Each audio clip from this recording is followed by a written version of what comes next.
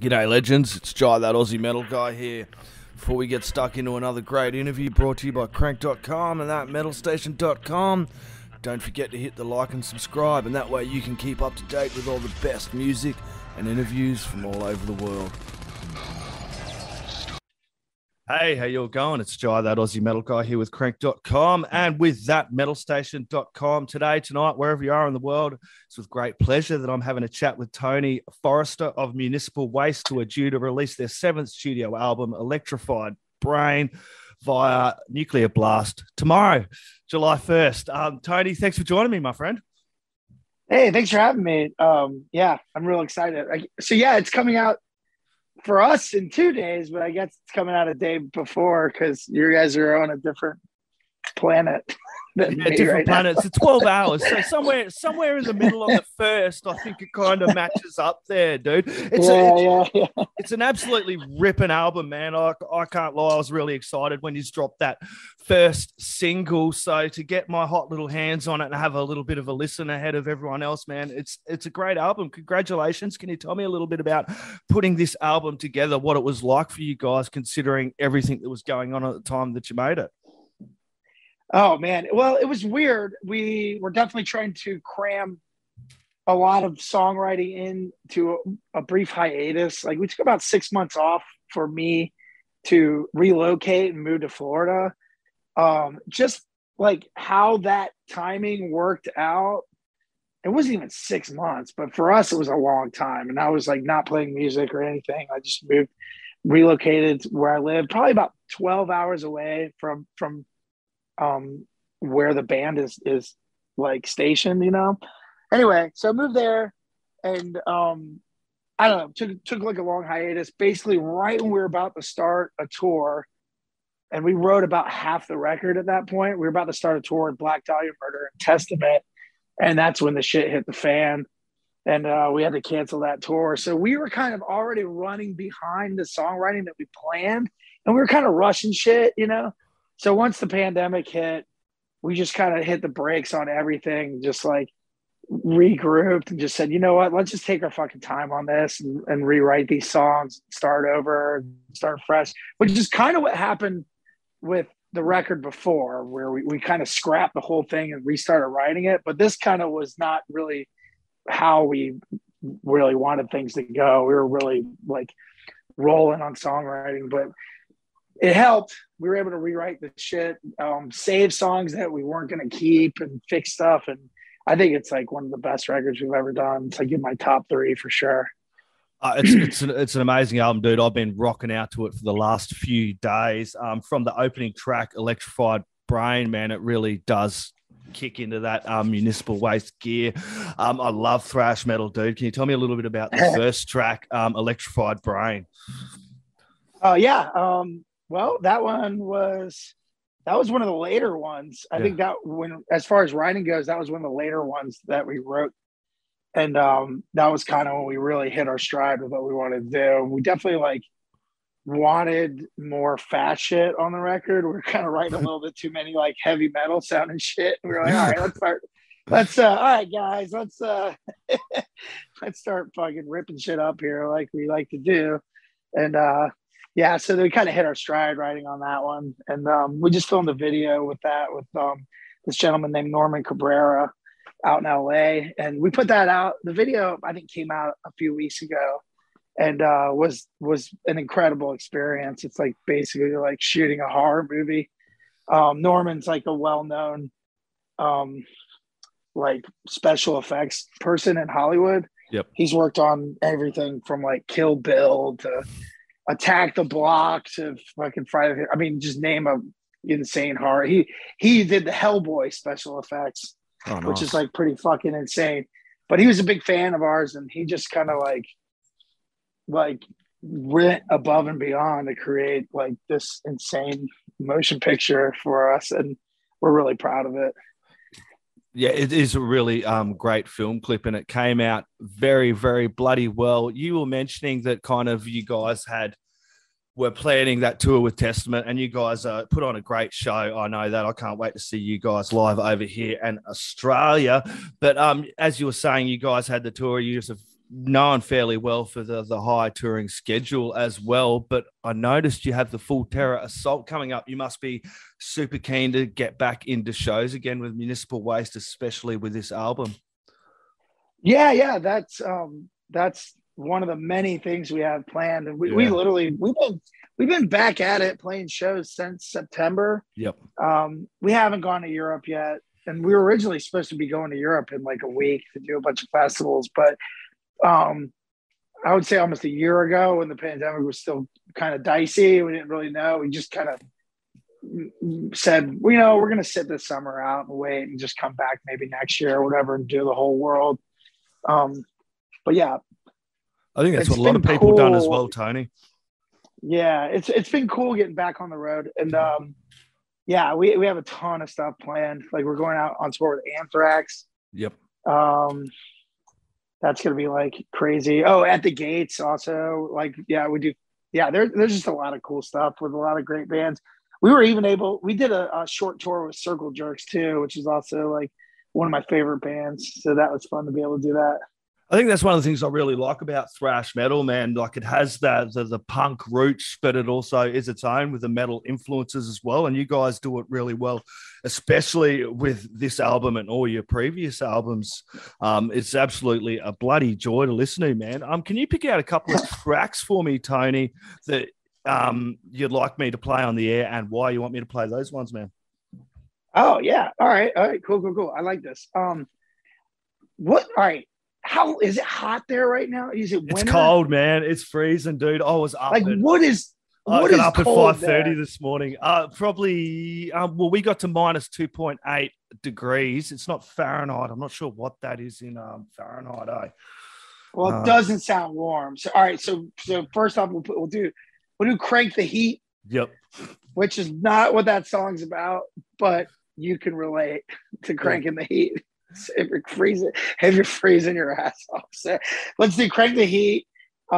Grave Dive is cool. That's just a fun song, and one of the earlier ones that we wrote for the album. And I think we're gonna have a video, single, wasn't it, as well? Grave Dive. Grave Dive was, yeah. And then we'll do. Let's do 10 Cent Beer Night. Yeah, dude, that sounds like a fun night. Yeah. So we'll those will be the three I picked for the ones. They're party songs, and then Crank the Heat's a party song, but it's for all the people out there freezing their ass off. Yeah. Is there a story behind the 10 Cent Beer Night? Because I actually went to a night that was a pub was doing a special year, and they've spin the wheel. And we actually were paying 10 cents for beers for a little bit there of the night. Tell me, is there a story behind that one? Tell me about that track, because that's a killer track too, dude. 10 Cent Beer Night is actually about, I strongly suggest people listening to Google it, or not Google it, just look up on YouTube, like 10 Cent Beer Night. It's about this insane baseball riot that happened in Cleveland, Ohio, due to too many people drinking 10 cent beers. And a lot of people got naked. A lot of people got arrested. Fights were had. Bases were stolen. Tears were shed. But yeah, it's really cool. ESPN did a short documentary on it. It's like 10 minutes long, very entertaining. I would love to see a movie based on it, actually. I'm so going to watch that after this, Tony. Yeah, and I like to know. I like to teach people. Like when I'm writing my lyrics, I want to teach. That's a little history lesson for the Waste fans out there. So what's it like when you guys sit down and do the songwriting, especially with this? What was the songwriting process like for you guys? Tell me a little bit about that. Well, I moved to Florida, like I said, before the pandemic. So it changed a little bit. It was a little bit different. We had to work out a lot of shit. I'm not computer savvy. I'm not good at that stuff. So like, I had to relearn how to like demo songs than what I did with my other bands and with Municipal Waste. I kind of had to start over and figure out what what worked best for me. Also figure out where the fuck I was going to record and do all that stuff. So songwriting was a little difficult at first. I lucked out and I found a really awesome guy that's a recording engineer that lived right next door to me, which where I live, there isn't a lot of like punks or metalheads that live around this area. I live like near a beach town, you know? So like, it was kind of hard for me to find people that were into it. And then I ended up just meeting the coolest fucking dude. And so I was able to like start demoing songs through him. They would send me songs. They would like just do a shitty recording on their iPhone in the practice space and just send that to me. And I would be able to like manipulate the riffs, like, you know, change the order of the riffs or fix the song if need be. I would just send them tracks with me singing over the crappy guitar, or I'm sorry, not the crappy guitar, the crappy recording. So it's, you know, like it would just be, you know, it would almost sound like a boombox demo, like, but it would sound like me in the room singing with them.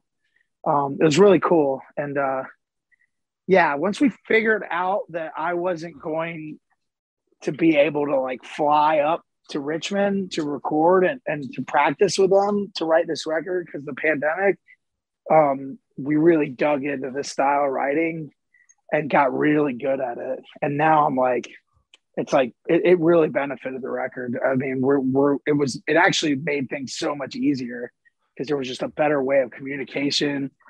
I have my own personal practice space where I can work out like, for tour and get ready and all that shit. So it was kind of a weird blessing to restart my life as far as like where I live and everything to like just kind of relearn how to write music with my bandmates. It was cool and it benefited the record. Yeah, and I love hearing stories like this through the pandemic and coming out of it, how bands have adjusted the way they do things, and it's actually been a positive way going forward. It must be good for you guys with the Municipal Waste being able to work across the country because you guys aren't all in the same area, as you mentioned. Well, we have been for 22 years, so it definitely like threw everyone for a loop. I mean, I told them I was moving 10 years before I moved, but nobody ever really thinks you're going to do it until you actually do it, you know? So it kind of threw everyone for a loop. But once it happened and once we figured out how to work together and figure it out, it worked out way better than how we normally do it. Yeah, and you mentioned with the 22 years that Municipal Waste Plus or whatever you guys have been around for, you have also made an impact on so many thrash metal bands coming through the scene as well, and you're playing with a whole heap of them on that Full Terror Assault as well. Yeah. Are you coming to that? I wish, dude. I wish if anyone's listening to this and wants to pay for my plane tickets all the way over there, mate, I will be there. That is for sure. And there's a few, you've got Aussie band on there as well. I noticed Hidden Intent from Australia are heading over there as too. Oh, I didn't know that. I didn't know there was an Australian band. Yeah, there's an Aussie band there, Hidden Intent. I was very excited. They're a killer thrash metal band, dude. If you get a chance, get over and see them. Another band I interviewed, dude, if you don't mind me playing a couple of seconds of it, I don't know if you've heard of Belushi Speedball. Oh, yeah. All right. You're going to play me that? Have you heard it? Yeah. I'm not going to play it then. I am not going to play it for you, Tony. I was going to mention it. What'd you think of that track? Oh, no, it's fine. No.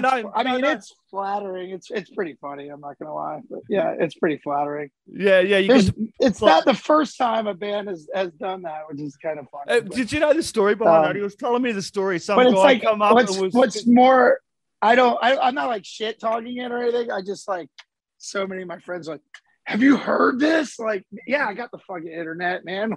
yeah, man. It was like the story behind that. One dude come up to him and said, "Man, you're just ripping off Municipal Waste." So that's how that track come out, just because of them playing the thrash metal style. But you guys have that thrash metal sound that, you know, a lot of these bands coming through just fucking, you know, you've got that. Yeah, I feel bad that younger bands have to get that because we got the same shit, man. Like when we were coming up, people were saying that we were ripping off Anthrax and fucking, you know, like all this shit. And it's like, man, it's like nobody fucking says that every doom band's ripping off Black Sabbath, you know? It's like I feel bad for younger bands that have to fucking deal with that shit, because we had to do it too. But it's like, people said we were ripping off Anthrax, and now we're fucking going on tour with them. You're going on tour with them. Yeah, and it's like, do whatever the fuck, do what you want to do, write the shit you want to write, and don't worry about what fuckers think. Just fucking dig in and fucking rip it up. Like, that must be dope. It's tour with Anthrax there as well, eh? Yeah. Oh man, I mean, it's an honor. We've toured with them before, and every time it's fun, man. They're a great live band. We just played with them last week, and they fucking tore it up. So it's exciting. Dropping that live album as well, I believe, through Nuclear Blast too. Oh, I didn't know that. Yeah, dude. It's the live stream one they done recently. Looks cool as bloody hell, man. Tony, this has been an absolute pleasure, man. I'm going to sign out, man. Let you get about it. I know you've done a stack of interviews over the last 2 weeks.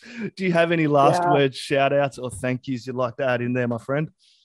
I mean, yeah, dude. I mean, it's been crazy. It's been overwhelming how many people are stoked on the record. Yeah. Thank you for doing this interview and liking our band and appreciating all our shit over all these years, and all the listeners out there and people who have supported us for a long time, or just now hearing us, man. We appreciate the support, and we really fucking want to get our asses over there as soon as possible.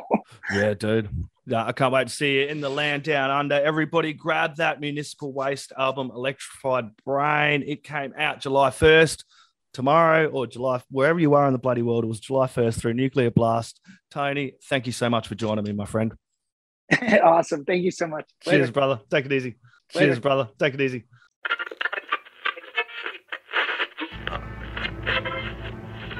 That's the end.